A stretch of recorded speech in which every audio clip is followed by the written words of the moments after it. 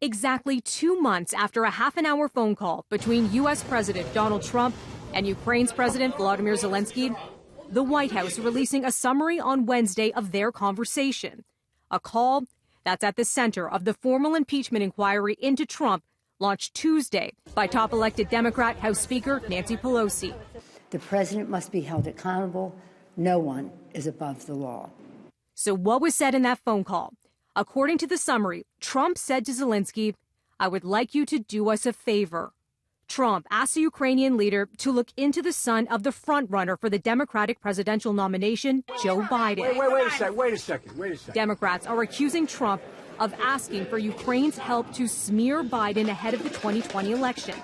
In the call and in public, Trump has repeatedly suggested wrongdoing by Biden and his son without offering any evidence to back up the claims.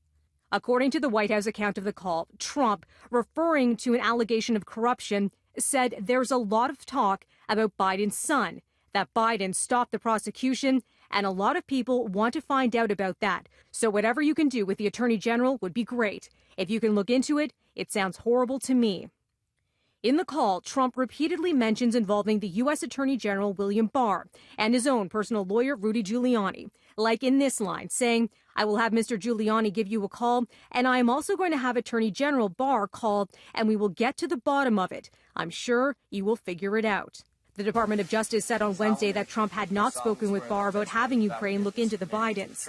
It's the single greatest witch hunt in American history. Trump calling the impeachment inquiry disgraceful Wednesday and defending his call with Ukraine's president. There was no pressure. The way you had that built up, that call, it was going to be the call from hell. It turned out to be a nothing call. And whatever we can do. Later in the day, Trump and Zelensky appearing side by side in New York on the sidelines of the UN General Assembly, both denying there was anything improper about their call.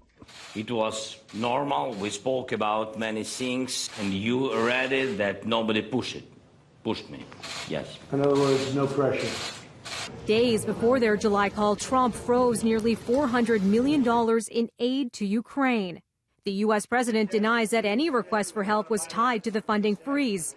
Their phone call is just one part of a whistleblower's complaint over Trump's activities. The Trump administration blocked Congress from getting details about what the whistleblower had to say, citing presidential privilege.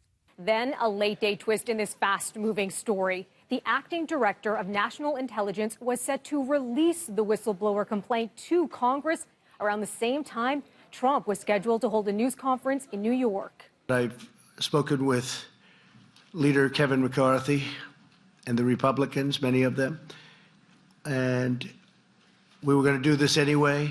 But I've informed them, all of the House members, that I fully support transparency on the so-called whistleblower information. And more details are expected Thursday on the whistleblower complaint when the acting director of national intelligence is set to testify publicly before the House Intelligence Committee.